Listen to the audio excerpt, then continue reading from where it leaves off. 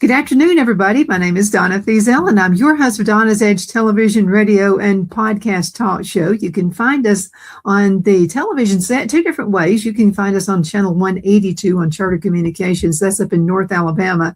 Another way is worldwide, and that's on Abundant Television, found on Roku, Apple TV, and Amazon Fire. Don't forget the podcast on thenewscasters.com.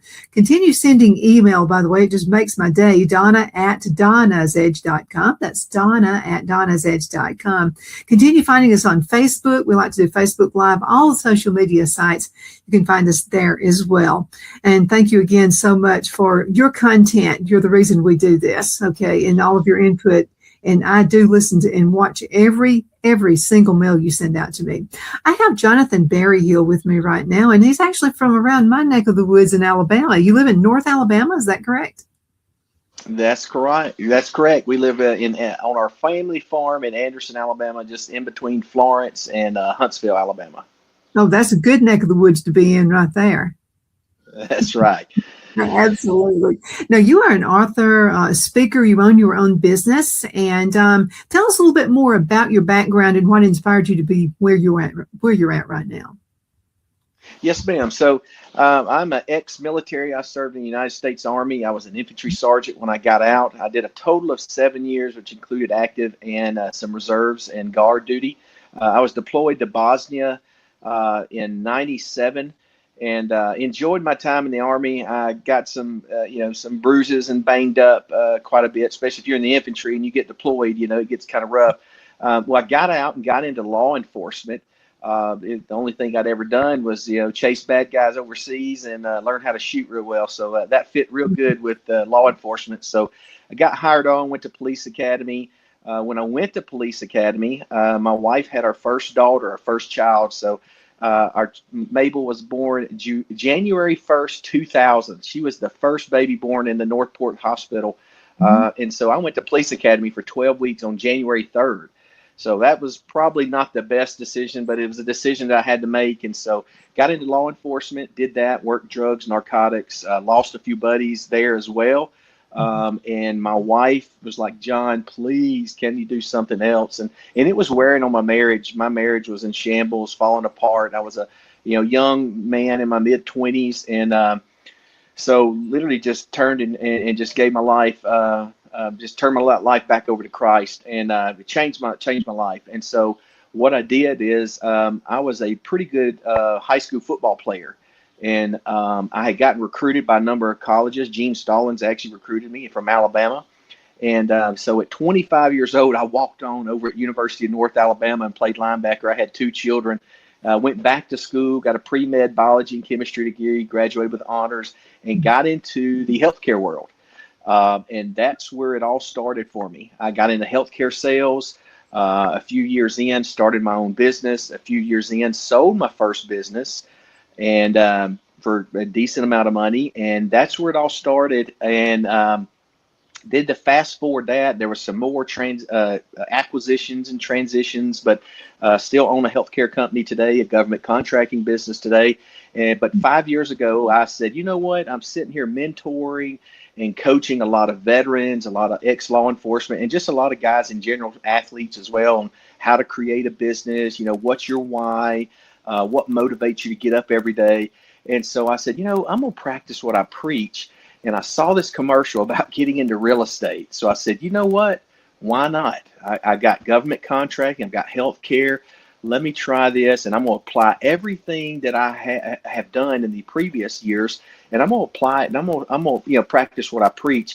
And that's about the same time I felt the Lord I felt the tug to write a book, to share my experiences, my marriage experiences, my fatherhood. I'm married to my high school sweetheart. We have 6 beautiful children. We now have 2 grandsons and 2 more on the way. But anyway, that's so I got into real estate.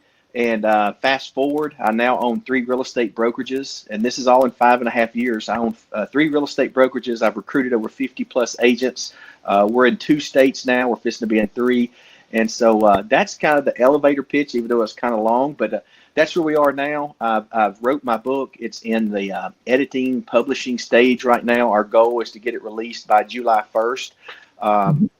But I kind of do bits and pieces on my social media. So, on our Instagram page, I do a lot of talking about real estate and really mentoring and coaching there. And then on social media, on my Facebook social media side, I'm more of the entrepreneur and stuff like that. So, anyone out there with social media, I'd love to, you follow me on Instagram at john.berryhill. Or social media, just look up Jonathon Berryhill. And then my website is johnberryhill.com. But that's kind of my story of who I am. We live on our family farm. All my children live on the farm. They all have houses with their spouses. They all work for the company or one of the companies. They may not be the one company. So my son-in-law works for our healthcare side. My son is the VP, so he kind of floats on both sides, real estate and healthcare. I strongly am just real estate. But that's kind of where we are. We also raise quarter horses on our farm here in North Alabama. So, and living the, as I tell my wife and I tell folks, we're living our dream life. We're still working hard. We still got a lot of goals that we want to achieve. We want to leave a legacy for our grandsons. And so, and our grandkids. I'm sure one day somebody's going to have me a granddaughter, but just super thankful and excited to be able to share my story to hopefully inspire, some veteran, some ex-law enforcement, some military, ex-collegiate athlete, or just someone in general that once they read it, maybe they'll pick up a nugget and say, I can do that. And that's the reason I'm sharing. I just hope to inspire inspiration, create hope for someone else out there, kind of where I was when I was broken, my marriage was on shambles and stuff like that. Well, I'm so glad you made it. And let me say this. Thank you so much for your service. We're very military proud in this family and in this business right here as well. But again, thank you for all you've done and all you will continue to do. Let me ask you a question, because people define success different ways. How would you define success? I would define success the same as I would define wealth, and that's living life on your own terms. And so what does that look like? It looks different for everyone. I want to be able to plan my own hours. I want to be able to take my family on trips. I want to spend the most time with my family as I can. That's what it looks like to me. And so I understand there's going to be some sacrifices to where, could I achieve more in the financial aspect of things? Potentially, yes. And I still think I'm doing a good job at that. We're growing, but I'm not going to give up the time that I gave up years ago, whereas I was just focused on other things. I was drifting, as I like to say. So, success is going to look different for everybody. You just have to figure out, what do you want in life and who you are. I'm real big on my book on, what your identity is. And so, success is going to be different for everyone. What wakes you up in the morning and gives you the drive to make it work? My beautiful wife, my children, and now my grandchildren. So like I told you before, I about wrecked my marriage. I was being unfaithful. And just really wondering. You talk about drifting. And so I woke up, this was back in the early 2000s. I woke up, God woke me up one night and just laid this conviction on my heart that I knew I was doing wrong. And so, I picked up the phone, called my wife and begged her forgiveness and said, if you take me back, I will give you a life that, you can only dream of. I'll work my tail off. And so between that prayer and everything and getting out and working my tail off, I feel that I'm doing a pretty good job. My wife tells me so. And so, that's my drive. That's my why, as they say. My why is my wife, my children, and now my grandchildren. My husband and I own our own business also. This is the show. And I'm into all the natural healings and everything. You should see the farm we have right now. We have herbs and all kinds of things out here. And a lot of the show is about that, is how to live naturally, and that's awesome. Buy big pharma is the way we look at it in this family. I am 100% on board with you. Actually, one of my sons, his name is Micah. He's 20. He's going to be 21 years old here in not too long. He goes out on our farm and he harvests herbs. He harvests mushrooms. He'll create tinctures for us. He'll create salves for us. So we're real big into holistic and natural approaches. Oh, we have to get together. Ask him if he has the comfrey plant, COMFREY. It is a lifesaver. Okay. COMFREY. And it takes a while to get it to growing, but once it does, make sure you put it in where you want it to be, okay? Because it will just like explode after about the second year. But yeah, I mean, all these things are absolutely wonderful. Well, let me ask you another question, because a lot of spouses can't work together. Now, my husband and I do. We've been in business for 30 something years, and we used to own an internet company, and we had a cell phone company. Remember those Nextel phones that used to be out there? Okay, we own 6 locations in Alabama, but we were able to make it happen. But we do 2 different things, and so I was the voice out there, the communicator with all of the businesses and what have you. And my husband does all of the stuff I find boring. It's like, he loves being on the computer. He just loves, putting stuff together like that. But we don't get in each other's way. He handles his part. I handle my part. Now, you've got kids involved in the business. How do you make it work? That's always the number one question I get. Yeah. So, you have to go into it with a humble approach, as you know. It's not always my way. I'm real big. In my younger years, it probably wouldn't have worked because I was hard-headed and I was still breaking free of some of the chains, and my identity was forming. But now, as a father, and one of my best things in the world is being a husband and a father. And so I think a lot of it just has to be with just, going into it with humility and in a servant's heart, because I want them to be happy. I want them to want to work here. I don't want them to be, you can see some toxic relationships with, in parents or family working together. And I don't want that at all. They know they have the freedom. My son, he played college football. He ended up playing college football at Western Carolina University. He worked on his business and administration law degree. And so I didn't know if he was going to want to come home and work for the family, although I gave him the option. But he did. He wanted to come home. When he first left, he's like, I'm not coming back. I'm going to go spread my wings. I'm going to probably end up down in South Florida. And I said, what are you going to do in South Florida? I don't know, but we're going to do something. I may play in the NFL. And so I told him, I said, dream big, buddy, go out. Well, he called me one day. I'll never forget it. I was on the farm. I think I was messing with a horse or something. And he said it was, I think it was about March, right before he finished up in May. And he said, Dad, I'm ready to come home. I want to come live on the farm, and I want to work with you if you'll have me. And so I said, man, are you kidding? This is a dream for me. So having him come home, my son-in-law and daughter were already working for the family business. She's the oldest. Mabel's the oldest. And so Mabel and her husband work for the company, although Mabel is now more stay-at-home with my grandson. Then you have Lily and Levi, Levi's my second. He's married to Lily. She works for the company. Levi works for the company, and she's about to have our third grandson, her second child. And then my next oldest is Micah, the one I told you goes out and picks herbs and mushrooms and stuff like that. Because we usually get a lot of good morels. This year we didn't get a bunch of morels, and I love to eat morel mushrooms. They're great. But he also works for the company. And then I have Noah, Adam, and Millie still at home. They're still being homeschooled. Noah just finished up. He works on the farm full time. He makes sure everything's took care of and stuff like that. And Adam and Millie are still in school. But going back to what you said, it's just, having a servant's heart, trying to create the environment that they want to be in, that other employees want to be in. We've got some employees that's been with us for a while since I've started the business. And I think it's just all about the atmosphere you create, the culture, as they say.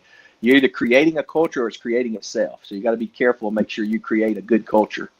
Oh, absolutely. We've got to go into a commercial break. We're going to be right back in just a few minutes. So everybody hang in there. Did that went by pretty fast, didn't it? We'll be right back.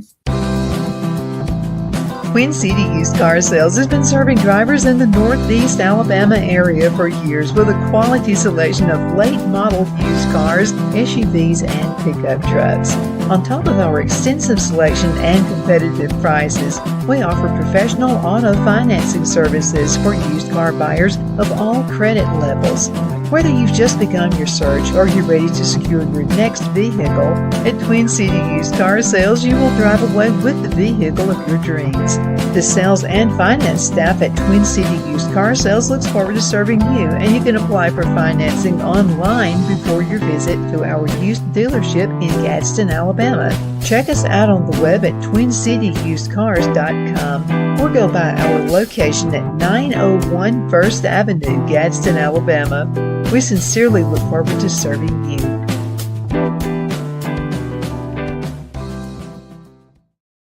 You know, finding the right home isn't just about bedrooms and square footage.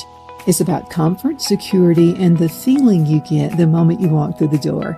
That's why so many families across Greenwood and the Lakelands area trust Jenny Ferguson with Keller Williams. And I'll tell you from personal experience, Jenny was my realtor, and she truly cares about her clients. Jenny takes the time to listen, to understand what matters most, and to guide you every step of the way, whether you're buying your first home, upgrading, or ready to sell. Because this isn't just a transaction, it's your life. With local knowledge, personal care, and a commitment to getting it right, Jenny Ferguson makes the process simple and even enjoyable. So if you're thinking about buying or selling, now's the time to make your move. Call Jenny Ferguson with Keller Williams in Greenwood today and take the next step toward a place you'll truly love coming home to. Good afternoon, Sunshine. Medical Minute brought to you by Dr. Chuck with Lakelands Chiropractic, where an ounce of prevention is worth what? A pound of cure. So what is the Beamer? Okay, now the Beamer uses very gentle pulsed electromagnetic signals. This will stimulate healthy muscles and it supports the temporary blood flow. Now let's talk Beamer and circulation support. Now the Beamer gently supports natural circulation in healthy muscles. Now that's what I call natural health. Thank you so much for watching your Medical Minute, brought to you by Dr. Chuck. You know who he's with. He's with Lakelands Chiropractic, where an ounce of prevention is worth what? A pound of cure. I hope you have a super duper awesome rest of the afternoon. You take care. Shine your style at Kiss My Glass right here in the Anderson Mall. There's a place where style meets sparkle. At Kiss My Glass, every piece is handcrafted, custom designed, and made to shine just like you. Owner Beth Gibson brings creativity to life with stunning custom tumblers, gifts, and one-of-a-kind pieces you won't find anywhere else. Look for the perfect gift or something uniquely you, from bold and glamorous to simple and elegant. There's something for every style, so stop by, get inspired, and leave with something unforgettable. Kiss My Glass inside the Anderson Mall, Anderson, South Carolina, where your sparkle begins. Be sure to check out Kiss My Glass on Facebook for updates and specials and gift ideas.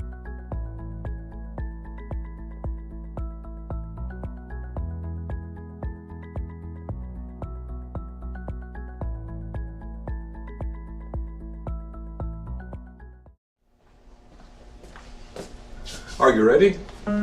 We all wonder what tomorrow will bring, but the future lays itself at the feet of the prepared and surrenders to the will of the persistent. It's not easy, but today shapes you so you can shape tomorrow. With Northeast Alabama Community College, when the future asks if you're ready, you can answer yes. Begin your future at Northeast Alabama Community College.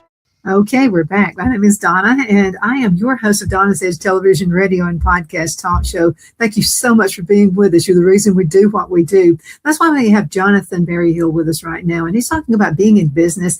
So let me ask you this, because I worked the corporate world for a long time. I was with GTE when nobody had a cell phone. That was tough. And my accounts for the government and the government and business accounts. And it was fun. I've loved everything I've ever done. I know you have too. But sometimes you just have to leave a particular world to start another one. But I'm going to tell you what, a lot of folks have an issue jumping away from a good, cushy corporate job into owning their own business. I've never looked back. I love owning my own business. I can say what I need to say, and I can just do it. I don't have to wait on the chain of command to make a decision. I just look at Phil and say, I'm ready to do it. He's looking at me right now laughing. Yeah, that's all I have to do. I say, I'm ready to do it. Let's just jump in. So what about the person who's, they're in their box. They're very comfy right there. in their box. They have grand ideas, but they're overlooked in the corporate world. What would you like to say to that person?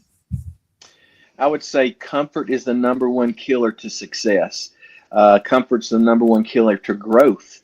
And so, comfort is a great thing, and it's cozy and warm and stuff like that. But, if you want to grow, you don't go to the gym and get cozy. You go to the gym to work out and to sweat and to build muscle. You don't go walk to get cozy.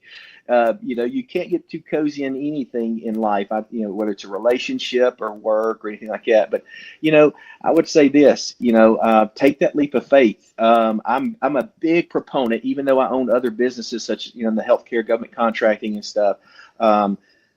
Real estate is a huge, huge opportunity for those to take that leap of faith, even on a part-time basis.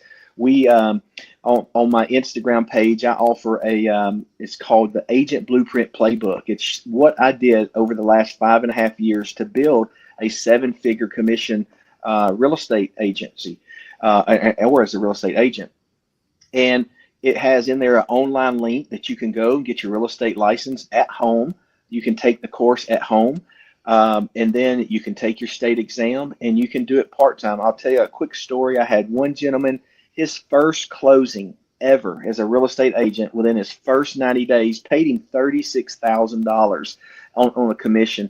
Now that's not normal. It was a good deal, but he met a person, I think at a restaurant. They became friends. Next thing you know, he listed his property, sold it. So, real estate's a great part-time to start a full-time career. I always say real estate license it can make an average to below average person earn an above average income by getting your real estate license. And you can do it part-time if you want. But, a lot of I've got, I think 51 or 52 agents now.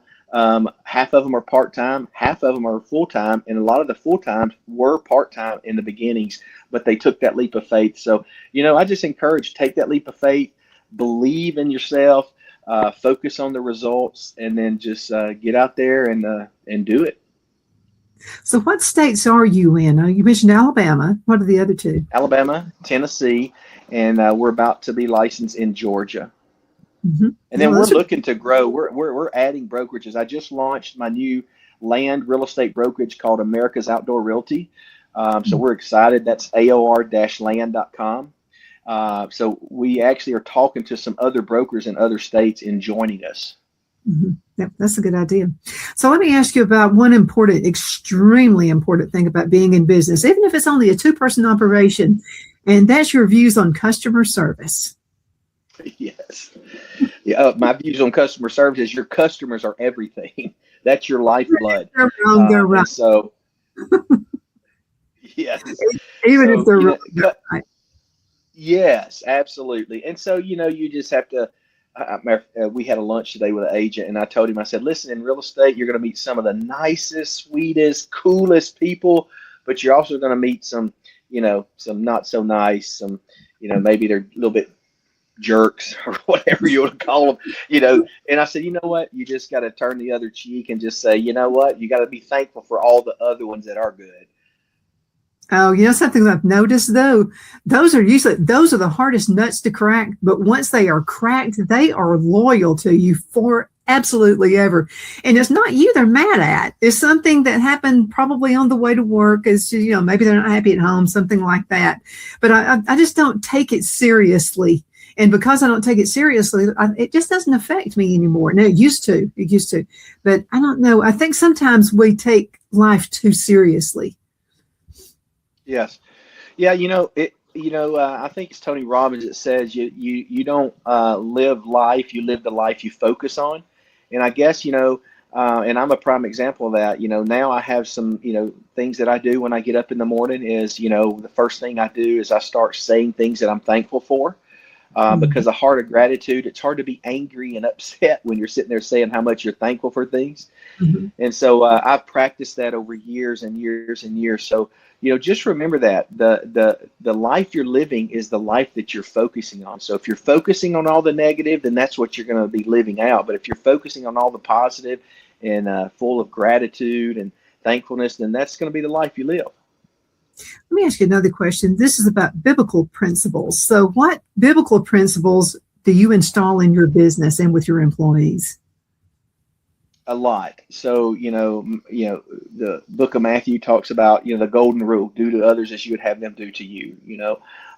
Work as unto your master as you're working for the Lord. So we're not doing things here on earth, to please people. We should be doing things to honor our Lord and Savior Jesus Christ. And so that's how we try to do. That's how we try to manage. That's how we try to treat people, each other. And, we try to really, really encourage everyone else to, number one, be positive, be loving, be caring, and stuff like that. I have a book, and I've got it right up there. It's The Richest Man in Babylon, and it was written by George Clayson. Have you read that book? I have read that book, yes. Oh, that is a very, very good book. And it goes on, and it's exactly what Jesus says to do.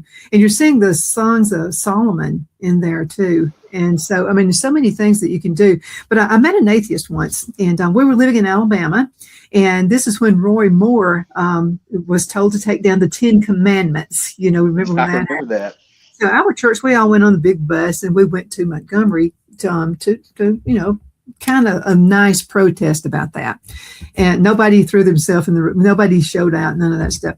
But anyway, there was an atheist there.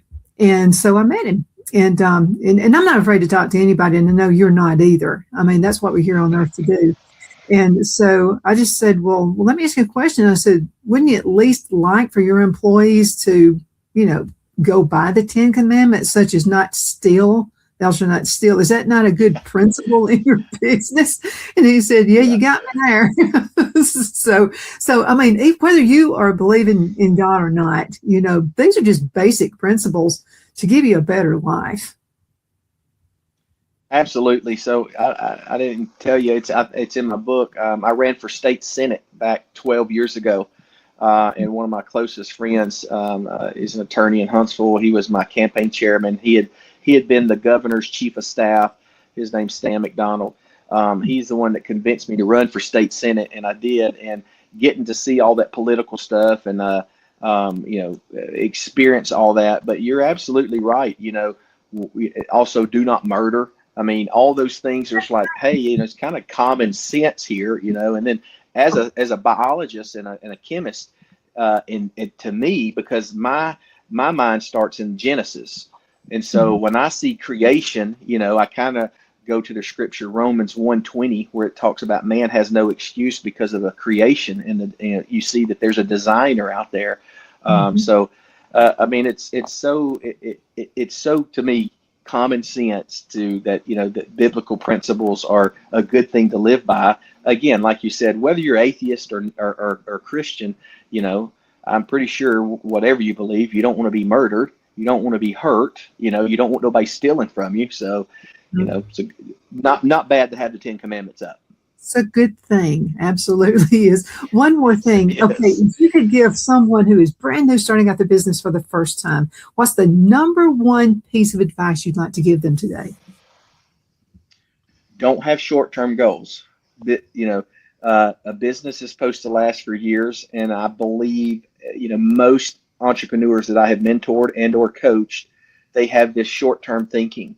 Hey, it's been 90 days, it's not working. I'm like, if I would have quit 90 days in, my marriage would maybe been bad, my parenting. You don't go to college for 90 days. So I would just say, plan it out, 2, 3, 4, 5, set some long-term goals, have belief, and then just be positive and be repetitive on what it takes to get it done. That's what it is. We're going to have to call it a day. Thank you again so much for being with me on the show today, Jonathon. Again, how can folks find out more about you? JohnBerryhill.com. That's JohnBerryhill.com. JohnBerryhill.com. Or they can go to Instagram at John.Berryhill or Facebook, Jonathon Berryhill. But it was a pleasure, and thank you for having me. Thank you. Thank you for all you've done. And thank you guys so much for watching. You're the reason we do what we do. Send an email, by the way, and that's Donna at DonnasEdge.com, Donna at DonnasEdge.com. I cherish those emails. Again, thank you. And thank you so much for watching. We'll see you next time. Take care.